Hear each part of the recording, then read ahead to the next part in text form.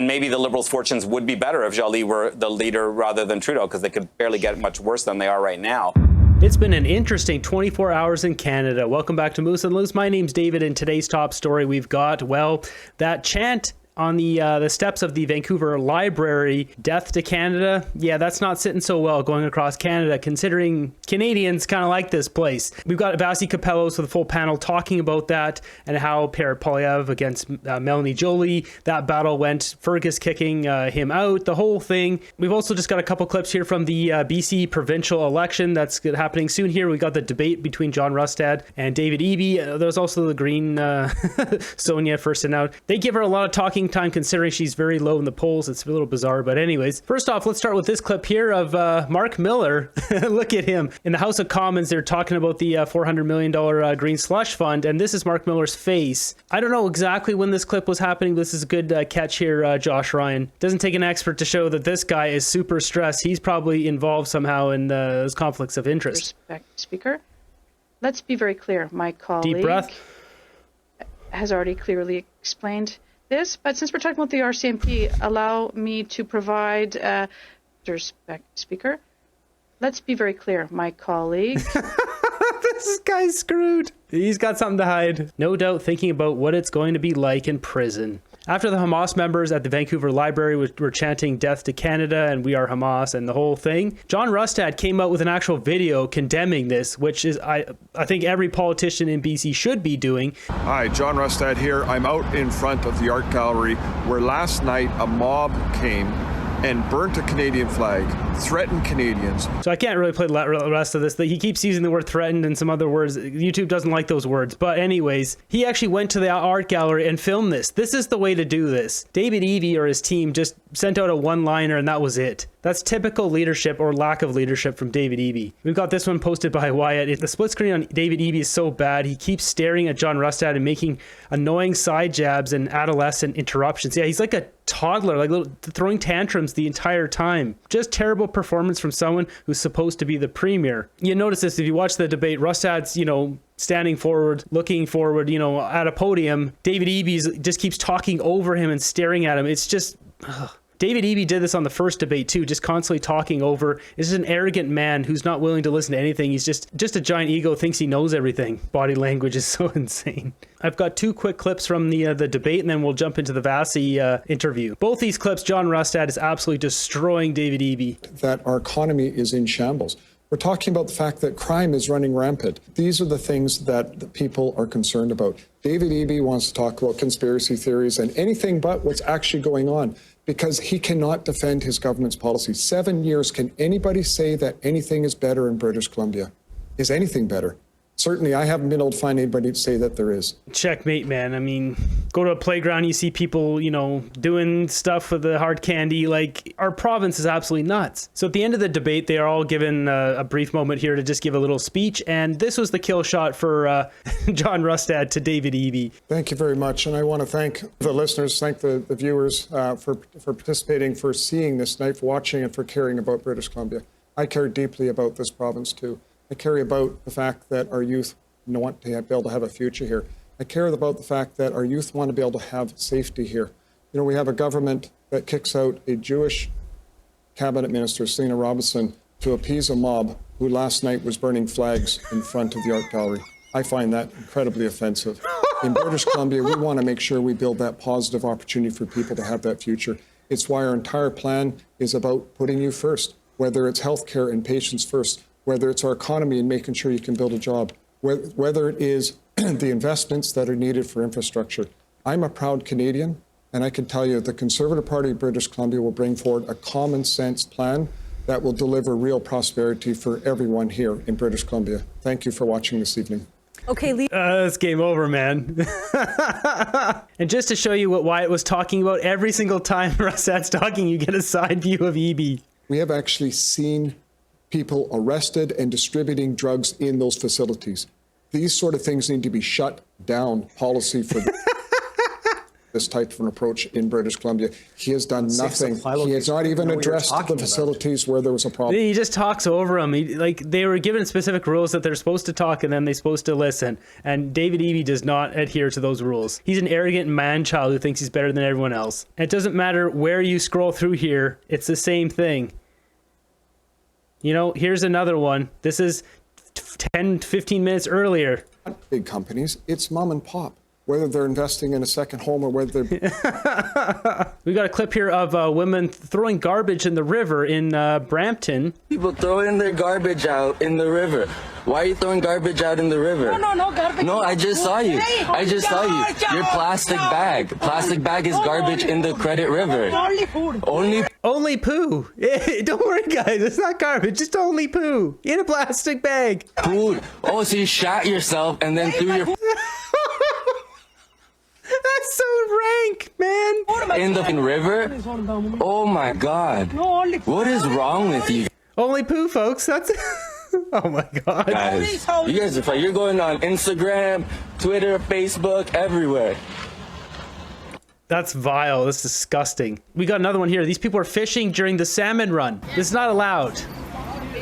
You know, it's embarrassing that you're their mother probably and you're letting this type of behavior happen. It's embarrassing. It's embarrassing that you conduct yourself this way. There's salmon run happening. You're not supposed to be fishing. There's signs everywhere. There are signs everywhere. There are signs everywhere saying no fishing.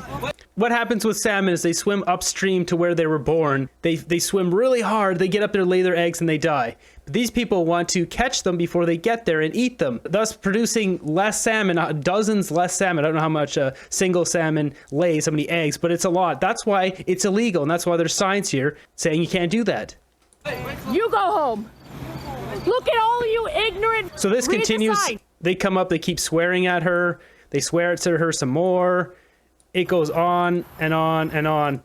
Really, in this case, just get up there and get their license plates. I mean, look, there's a Mercedes here that they're getting into. Get the license plates. The cops can grab this. Press charges. Enough's enough. I mean, they're both driving Mercedes and they're stealing salmon out of the river. Press some charges. So next up, we got this interview here, this panel with Vasi Capello's Power Play. Here's a little recap of what the statements they made yesterday before this all blew up. The genocidal comments that have been made by these radical mobs. And I said, would you just condemn it? From the river to the sea, she wouldn't condemn that. Israel will soon be gone. She wouldn't condemn that. There's only one solution, intifada, revolution. She wouldn't condemn that. She wouldn't even affirm Israel's right to retaliate against other countries attacking it. She should apologize. We'll continue to denounce any form of anti-Semitism that is happening on our streets, in our schools, against hospitals, synagogues, etc. What we saw yesterday was the height of hypocrisy. While he's saying that he's fighting anti-Semitism, he never condemned those who were waving a Nazi flag during the Freedom Convoy on this Parliament Hill. I already mentioned this the other day. You guys quite literally brought in one and saluted him and waved and honored one. Conservative leader Pierre Poilievre and Foreign Affairs Minister Melanie Joly there today. The opposition leader was ordered by the House of Commons Speaker to withdraw, quote, unparliamentary language from yesterday's question period, where Poilievre suggested Joly was tempering her response to anti-Semitic rhetoric for political reasons. Joly accused the Tory leader of gaslighting. The Conservative leader did not withdraw those comments and was barred as a consequence from speaking in the House for the day. Tom, I'll start with you. How is this sitting with you right now? This is one of the most desperate rhetorical tricks that Pierre Poilievre has resorted to any number of times over the years. I've seen him use it before. He stands up and he says, basically, he's become Simon says, you know, I'm going to now say something that somebody said in the street. And you, Madam Minister, you're going to say that it's horrible. Yesterday, I think Melanie Joly struck a very decent tone. It was a very somber day in the House. We were talking about the horrific attacks, the terrorist attacks by Hamas that killed 1,200 Israelis citizens on October 7th a year ago. And she stood up and named the Canadians that had been killed in that. And it was just, I think, just the right tone. Poilievre started going after her, as we just saw there again. Oh, well, there's people in a crowd. I've read that they've said this, so you have to denounce that. No, this is not. No. Tom Mulcair does not what's going on. He gets his fat cat salary here being on this CTV panel. He's not paying attention. I put the stuff up here every day. I go through it. I know I've seen all of these clips. All those clips are real. They're all on my channel, and they happen every single day. There's call for exterminating Jewish people. It's called for exterminating the Zionists from the river to the sea. Soon we'll be free. All that stuff. Now it's death to Canada. These are not things that someone might have said. No, there's video footage. I could bring up every single clip. I could bring up 15 clips of every single one of Poilievre's examples to put on this channel. Tom Mulcair needs to learn what he's talking about or not open his mouth. He doesn't have a damn clue about what's going on in Canada. It's some sort of bizarre guilt by association. It's an attempt to try to drag her into something that's him. Now, I don't doubt for one second that Mélanie Joly has in some ways been tempering Canada's reaction on these incredibly difficult issues. I know where I stand on them. And I also know that Canada's reaction under the Trudeau government, including Mélanie Joly's reaction, has been up and down. There'd be one reaction from Bill Blair, a completely different one from Mélanie Joly, and Trudeau would say something else, especially in reaction to the outlandish accusation of genocide, in my view, by South Africa. The response from the Canadian government was incomprehensible. And when I spoke to Mélanie Joly about it personally, what she said to me was, well, look at the demographics of my writing, which is an indication that personal politics is indeed influencing Canadian foreign policy. So it is a huge problem. But for Poilievre to go over, to make that association between liberals and Hamas, I mean, that's what he said. This is a terrorist group under the criminal code.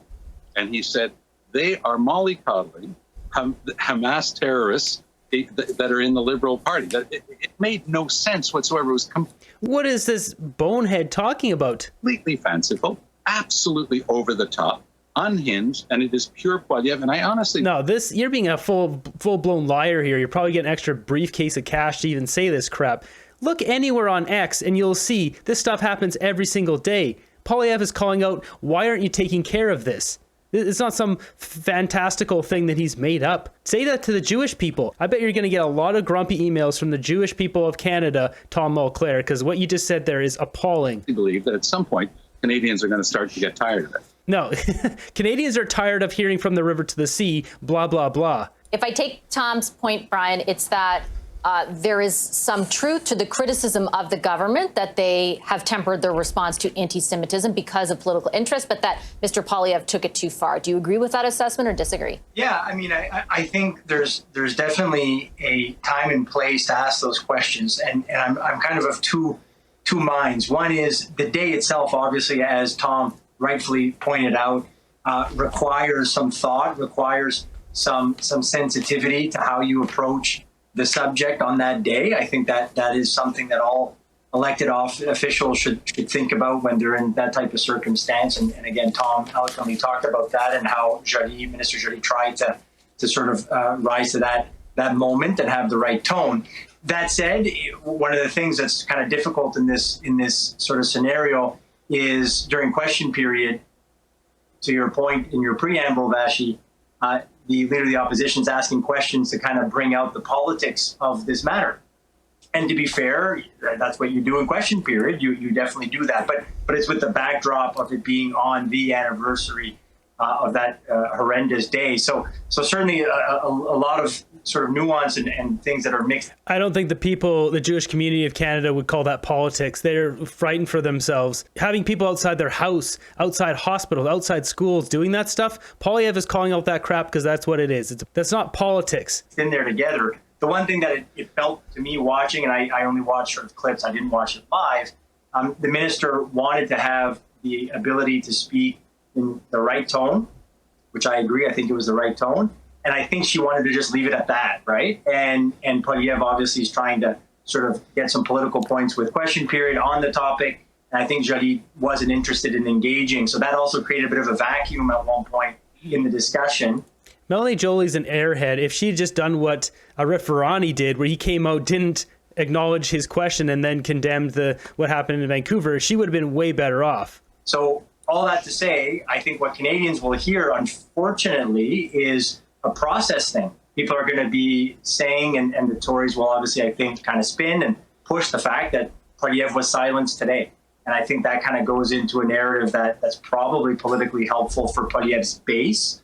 I'm not sure it's necessarily helpful for Canadians at large, but certainly I think it would resonate with the base. So that, I think, is what's probably going to seep through when people are trying to decipher what happened over the last 24 hours.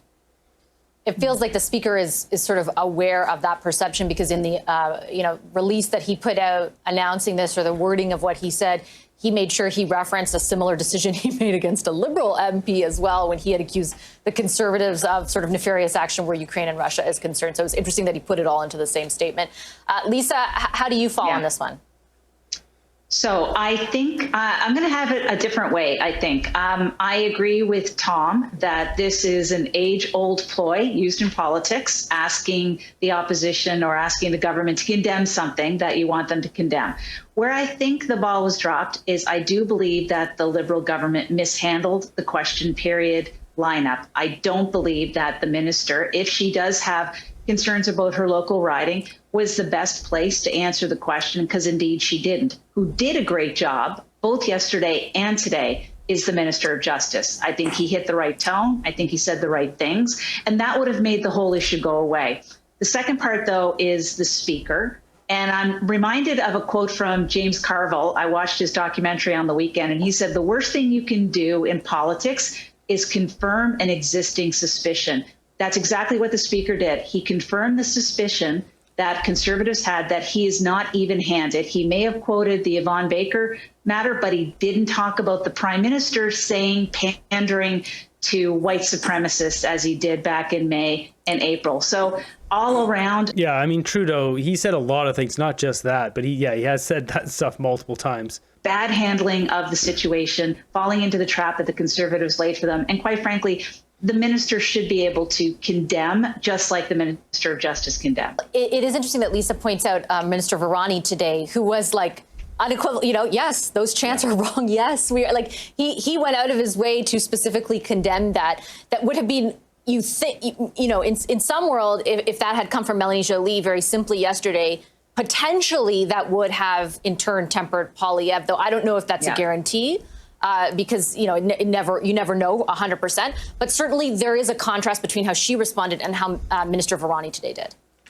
Yeah, I mean, that's true, Vashi. Arif Varani was more circumspect and I guess more of a grown-up about it. She was more partisan, I guess, in her own way. But Poilievre was also very partisan. I thought yesterday, to Tom's point earlier, it's a Remembrance Day, a kind of a day, October 7th, and it's a time for somber reflection. And I thought that Mr. Poilievre was very, very partisan. I understand why. I get that. But what I don't understand is, when is he going to transition from auditioning to be opposition leader and auditioning to be prime minister? And I think he needs to start to look like more of a statesman on things. I actually thought Melanie Joly looked more like the next prime minister than Mr. Poilievre did these last. Toronto Star guy here is just an idiot. Like, come on. Melanie Joly's an airhead. She doesn't know what she's talking about. She doesn't know what she's doing there. She's way over her head. We all see it. Pierre Poilievre has looked like a statesman for months and months and months. Meanwhile, you got Justin Trudeau sucking his thumb and crying about everything because his poll numbers keep going down, and he doesn't know why. 2 days. So I mean, and maybe the Liberals' fortunes would be better if Joly were the leader rather than Trudeau, because they could barely get much worse than they are right now. I don't know. Melanie Joly for prime minister? I don't think so. But it's not a good look for the country, to what Brian was saying earlier. This is a time when I think all Canadians, or most Canadians, feel really, really uncomfortable with what's happened the last year or so. Very sad situation in Israel, obviously very sad situation in Gaza. But I would close by saying, Vashi, and note that this country outlawed Hamas and designated them a terrorist organization under a Liberal government more than 20 years ago.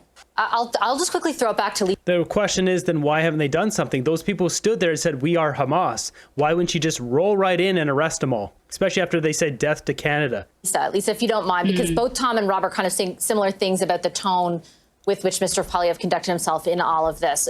Do you take issue with it, or do you, I mean, what's the thinking, I guess, behind the way in which he approaches something like this? So, Vashi, someone told you I was making a face when Rob was talking. I know. So here's my take on it. The reality is that while Rob very much wants to say that it was a day of remembrance and therefore we should all talk about a day of remembrance, on the Saturday before in downtown Toronto, there were screams that there should be no more Israel, there should be no more Jews, there should be people who don't belong here should be sent back to Europe. It's actually crazy. So to say that we should only think about what happened a year ago, Things have moved on progressively. It is a very different culture there. And I think it's more than okay for the Leader of the Opposition to bring that up in the House and expect that they're going to get a response from the Minister of Global Affairs on the matter. Because, yes, we're mourning what happened a year ago, but you know what the problem is? There's a real and present danger right now that everybody is feeling, and that has to be addressed as well. Finally, some common sense here. I mean, what do you expect? You got Toronto Star, Tom Mulcair, this is his worst take I've ever heard him. He just proved he doesn't pay attention to the news. He's not looking at anything. Meanwhile, she nailed it right there. Tom, I'll throw it over to you. I take Lisa's point very much. And I think, I interviewed Irwin Cotler last night. There are a lot of Jewish Canadians who do feel that the response has not been adequate from the federal government to the kinds of anti-Semitism that they are experiencing. At the same time, perhaps Mr. Poilievre could have made that point with as much force, but absent the prescription of motivation, basically, absent the accusation that you can still criticize them for that, maybe and in a heated way, perhaps without saying it's because X, Y, and Z, and that might have saved him from the Speaker's ruling. I'm not sure. I think you're completely right. It's the attributing of the motives. It's when he goes the extra step and says that's because of the Hamas supporters in the Liberal Party, which, of course, doesn't make much sense. So, yes, there are... What are you talking about, man? You quite literally have these people terrorizing Jewish people in Canada, and you guys aren't doing anything about it. You're supporting them by doing that, or you're not. You should be putting them in jail and condemning that, which they don't do. Things that are said in these parades, I've been condemning them for decades. From the river to the sea is very clear. It's getting rid of the people who are there right now, which is nearly 10 million Israelis. And there's no getting away from that. And that is horrific, and it is something to be condemned. But then why isn't Justin Trudeau stood up and said, no more saying that in the streets, or I'm going to put all of you in jail? That's exactly the point Poilievre is making. Why doesn't he understand this? Was yesterday's question period about commemorating the loss of those 1,200 lives in that horrible, unspeakable terrorist attack by Hamas? Or was it another soapbox occasion for Pierre Poilievre to strut his stuff and to bring attention to himself?